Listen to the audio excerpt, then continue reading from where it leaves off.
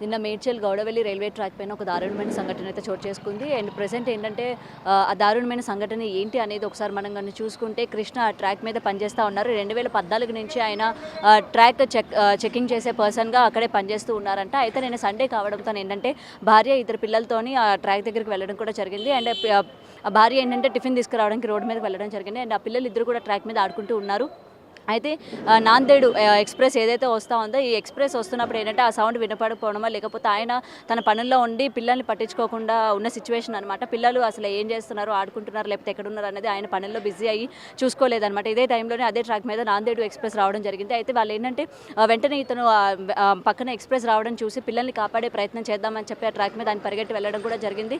అయితే ఇంతలోనే ఎక్స్ప్రెస్ ఫాస్ట్గా రావడంతో ఇద్దరు పిల్లలు అలాగే కృష్ణ ఎవరైతే ఉన్నారో తండ్రి ముగ్గురిని కూడా కొట్టడం జరిగింది. అండ్ ముగ్గురు కూడా అక్కడికక్కడే స్పాట్గా చనిపోయారు. అండ్ పిల్లలు ఇద్దరు కూడా ఏంటంటే ఒకరికి 11 years ఒకరు 5 years అని కూడా చెప్తూ ఉన్నారు. అండ్ ప్రజెంట్ ఏంటంటే ఇక్కడ గాంధీ దగ్గర పోస్ట్ మార్టం నిమిత్తం గాంధీకి తరలించారు. అండ్ వాళ్ళ వైఫ్ కూడా ఏంటంటే అన్కాన్షియస్లో లేరు. నిన్న ఆ ఇన్సిడెంట్ చూసిన తర్వాత హాస్పిటల్లో అడ్మిట్ చేశారని చెప్తున్నారు. ప్రజెంట్ ఆమె పరిస్థితి కూడా పర్వాలేదు అని కూడా ఇక్కడ కొంతమంది బంధుమిత్రులు కూడా ఇక్కడ ఉన్నారు. అండ్ కృష్ణతో వర్క్ చేసే కృష్ణ ఫ్రెండ్స్ కూడా ఇక్కడ కొంతమంది ఉన్నారు. అండ్ వాళ్ళతో కూడా మాట్లాడి అసలు నిజానికి ఆ ఎక్స్ప్రెస్ అది వస్తున్నప్పుడు నిజంగానే ఇండికేటర్ ఏమైనా ఇచ్చారా లేదా, అండ్ ఆ సమయంలోనే అతను ఒక్కడే ట్రాక్ మీద ఉన్నారా, ఆయనతో పాటు చాలామంది అక్కడ వర్క్ చేస్తూ ఉంటారు కదా, వాళ్ళెవరు కూడా ట్రైన్ వస్తున్నారు రాకని కానీ లేకపోతే పిల్లలు ఎక్కడ ఆడుకుంటున్నారు అనేది కూడా చూసారా చూడలేదు దాని విషయాలు అయితే తెలుసుకుందాం.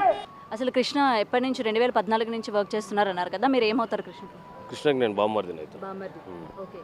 అసలు కృష్ణ ఎప్పుడు మీకు తెలిసింది ఇలాగ చనిపోయినట్టు? నిన్న ఈవినింగ్ 6 o'clock టైంలో తెలిసి 4:30 అట్లా అయిందంట మాకు. కాకపోతే మాకు 6 తర్వాత అట్లా తెలిసింది. 6 తర్వాత తెలిసింది. ఓకే. అండ్ ఆ ట్రాక్ మీద ఎవరు లేరా, కృష్ణ ఒక్కలే ఉన్నారా? తను అక్కడ పని చేస్తుండు, పిల్లలు పక్కనే ఉన్నారు. తన కోసం అని చెప్పి పిల్లల దగ్గరికి పోయేసరికి ఒక పాప ట్రైన్ వచ్చే టైంకి అడ్డం పోయిందని తెలిసింది.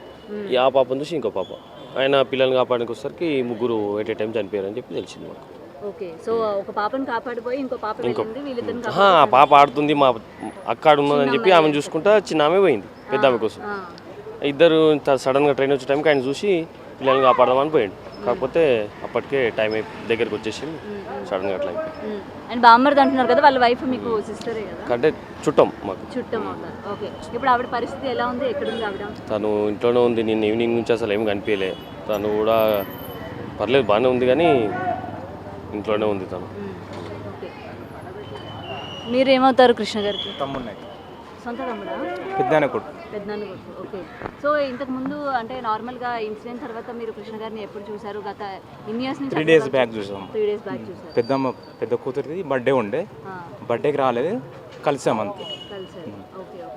సో ఇన్సిడెంట్ జరిగిన తర్వాత మీరు అక్కడికి వెళ్ళడం జరిగింది. అండ్ బాడీని ఎవరు తీసుకొచ్చారు ఏంటి అసలు? ఇక్కడ పోస్ట్ మార్టం వీళ్ళు పోలీసులు వస్తారు కదా, రైల్వే పోలీసు వాళ్ళే మొత్తం పంచనామా చేసి బాడీ ఇక్కడ తీసుకొచ్చారు. మీకు ఈవినింగ్ తెలిసిందా? అయినాక యాక్సిడెంట్ అయిన తర్వాత ఒక 30 to 40 minutes తెలిసింది. ఓకే. సో వాళ్ళ వైఫ్ని చూసారా? ఇద్దరు పాపలు, హస్బెండ్ చనిపోయినప్పుడు ఎలా ఉంటుందండి? ఆమె స్పృహలో లేదు, ఇక అంతే, ఇక ఉండాలి అంతే, తప్పదు. ఒక పాప ట్రైన్కి ఎదురెళ్ళడం కూడా జరిగింది. అండ్ ఆడుకుంటూ ట్రైన్కి ఎదురెళ్తుంటే వెంటనే చెల్లి వెళ్ళిపోతుందని చెప్పి కాపాడడానికి వెనకనే ఇంకొక పాప, పెద్ద పాప ఎవరైతే ఉన్నారో తను కూడా చెల్లి వెళ్ళిపోతుందని వెనక వెళ్ళడం జరిగింది. ఈ ఇద్దరు పిల్లలు కూడా అసలు ట్రైన్కి ఎదురుగా వెళ్తున్నారు అని చెప్పి తండ్రి కూడా వెళ్ళడం జరిగింది. ఇక్కడ ఇంకొంతమంది అయితే ఉన్నారు, మాట్లాడదాం. మీరేమవుతారండి? బంధువు అవుతాడండి. మా రైల్వే డ్యూటీలో వర్క్ చేస్తూ బంధువు అవుతాడు. రోజు మాతోటే ఉండేవాడు, అంటే మా ఇంటి దగ్గరనే ఉంటాడు.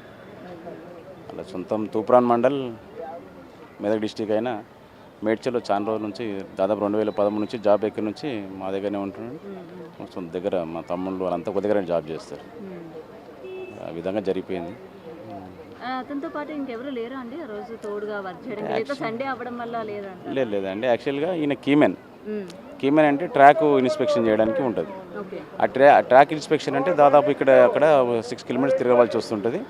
తిరిగే మధ్యలో సండే నాడు అందరూ రెస్ట్లో ఉంటారు, అంటే వాళ్ళకి వీక్లీ ఆఫ్. ఈయనకు మంగళవారం వీక్లీ ఆఫ్.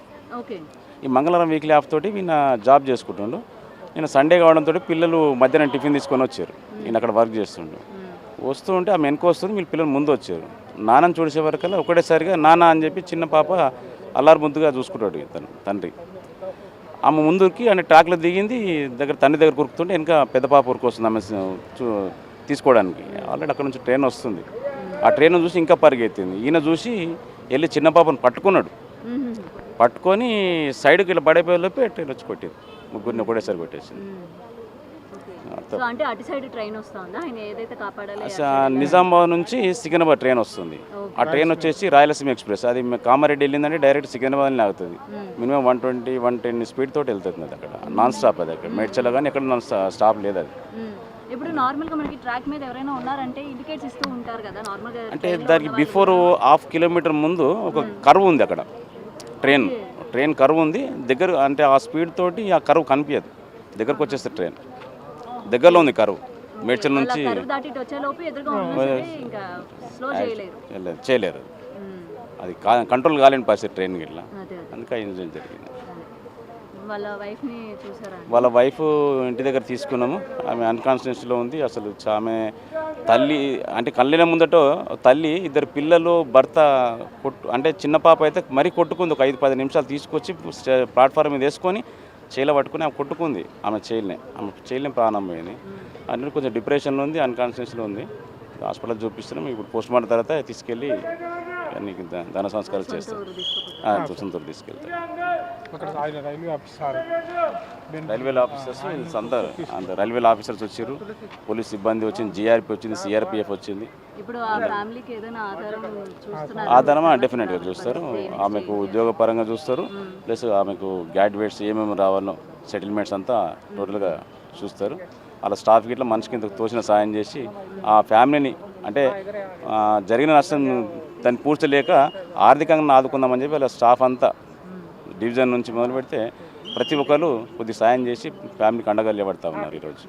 సో ఇదండి వాళ్ళ బంధువుల మాటలు అయితే విన్నాం కదా. గత 2014 నుంచి అయితే ఆయన అక్కడే కీ ఇన్స్పెక్టర్గా వర్క్ చేస్తూ ఉన్నారంట. అంటే ట్రాక్స్ అవన్నీ కూడా సర్చ్ చేస్తూ ఉంటారంట. అసలు ట్రాక్స్ ఏమైనా ఎలా ఉన్నాయి ఏంటి అని చెప్పి కూడా ఇదే వర్క్లోని 2014 నుంచి కూడా ఆయన ఉండడం జరిగింది. అయితే నిన్న సండే ఇందాక మనం మాట్లాడుకున్నట్టు సండే కావడంతో పిల్లలు వెంటనే నాన్నని చూద్దాము అని చెప్పి వాళ్ళు ఏంటంటే నాన్నని ఎదురుగా చూడగానే అటు అసలు ట్రైన్ వస్తుందా లేదా అని కూడా చూసుకోకుండా నాన్న దగ్గరికి వెళ్ళిపోవాలి అన్న ఒక ఇంటెన్షన్తోనే ఇద్దరు కూడా పరిగెట్టడం జరిగింది. అయితే వెంటనే అటు ట్రైన్ రావడం అంటే మనం ఆల్రెడీ మాట్లాడుకున్నాం కదా, ట్రైన్ ఏదైనా సరే ఒక దూరంలోని మనుషులున్నా సరే ఇండికేట్ ఇస్తూ ఉంటుంది. అక్కడి నుంచి లేవమని కానీ లేకపోతే ఏంటని చెప్పి ఇండికేట్ ఇస్తూ ఉంటుంది. కానీ ఇక్కడ ఏంటంటే ఇవ్వలేని సిచ్యువేషన్. ఎందుకంటే కర్వ్ ఏదైతే ఉందో అంటే ఏదైతే ప్లాట్ఫామ్ మీద ఈ దారుణమైన సంఘటన చోటు చేసుకుందో అక్కడ ఏంటంటే ఈ కర్వ్ ఉండడం వల్ల దూరంలో అసలు తర్వాత ఏం ఉండబోతుంది ఏంటి అనేది కూడా వెంటనే చూసుకోలేదంటే. అండ్ ఆ ట్రైన్ కూడా 100 to 120 స్పీడ్లోని వెళ్ళడం జరుగుతుందని కూడా చెప్తూ ఉన్నారు. సో అదే స్పీడ్లో రావడం వల్ల ఆ కర్వ్ వల్ల ఏంటంటే అసలు ఎదురుగా చిన్నపిల్లలు ఉన్నారు లేకపోతే ట్రాక్ మీద ఒకరు ఉన్నారు అనే విషయాన్ని గ్రహించుకోలేకపోయారు. అందుకని ఎటువంటి ఎమర్జెన్సీ లైట్స్ కానీ లేకపోతే ఏది కూడా వేయలేని సిచ్యువేషన్ అనమాట. సో వెంటనే ఆ పిల్లల్ని కాపాడదామని ఆ తండ్రి కూడా వెళ్ళేసరికి 3 స్పాట్లో చనిపోయారు. అండ్ మనం తల్లి కూడా వెంటనే ఆ చిన్నపిల్ల కూడా ఒక 5 to 10 minutes ప్రాణంతోనే ఉంది, కొట్టుమిట్టలాడింది అని కూడా వాళ్ళ మాటల్లో విన్నాము. ఆ తల్లి ఆ చిన్న కూతుర్ని ఒడిలో కూర్చోబెట్టుకొని చాలా వరకు అరిచింది, కాపాడమని అరిచిందని కూడా మనం వీడియోస్లో కూడా చూసామన్నమాట. సో ఏది ఏమైనా దౌర్భాగ్యం అని చెప్పుకోవాలి. ఒకే కుటుంబంలోని అటు భర్త ఇటు 2 చిన్నపిల్లలు ఆమె కళ్ళే ఎదురుగానే చనిపోయిన పరిస్థితి మనం చూసాము. సో ఏంటంటే ఇది రైల్వే శాఖ ఎవరైతే ఉన్నారో ఆయనతో పాటు వర్క్ చేసిన వాళ్ళు అలాగే రైల్వే డిపార్ట్మెంట్ వాళ్ళందరూ కూడా ఏంటంటే ఆర్థికంగా ఆమెకి హెల్ప్ చేయాలి. ఎందుకంటే ఆల్రెడీ పోయిన ప్రాణాన్ని తీసుకురాలేము కాబట్టి ఆర్థికంగా ఆమెకి ఉద్యోగాన్ని కూడా కల్పిస్తాము. భర్త ఉద్యోగం ఏదైతే ఉందో అది కల్పిస్తాము. అలాగే ఆర్థికంగా కూడా వాళ్ళకి సాయం చేస్తామని అయితే వీళ్ళ మాటల్లో వింటున్నాము. సో ఏదైనా సరే ట్రాక్ మీద పిల్లలు వస్తున్నారు అంటే మనం ఏదైనా రైల్వే స్టేషన్లో గతంలో కూడా ఇట్లాంటి ఇన్సిడెంట్స్ చాలా వరకు చూసాం. ఈ ట్రాక్ మీద అంటే ట్రాక్ క్రాస్ చేయడం కానీ అంటే ఈ ప్లాట్ఫామ్ నుంచి అవతల ప్లాట్ఫామ్కి క్రాస్ చేయడం కానీ లేకపోతే ఇట్లా ఆడుకుంటూ ఉంటారు కాబట్టి సో కొంచెం మనం జాగ్రత్తగా ఉండాలి. అండ్ మనకి ఏంటంటే ప్లాట్ఫామ్ మీద ఎవరైనా వచ్చేటప్పుడు ఎవరైనా దగ్గరలో వాళ్ళు చూసినా సరే వెంటనే వాళ్ళకి సురక్షితంగా బయటికి పంపించాలి. అండ్ పిల్లల్ని కూడా ఏంటంటే అసలు వాళ్ళు ఏం చేస్తున్నారు ఏంటి అనేది మన పక్క నుంచి చూసుకోవాలి.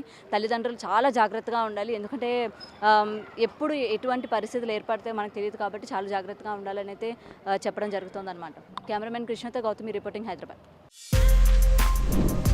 For more videos like this, subscribe Big TV channel.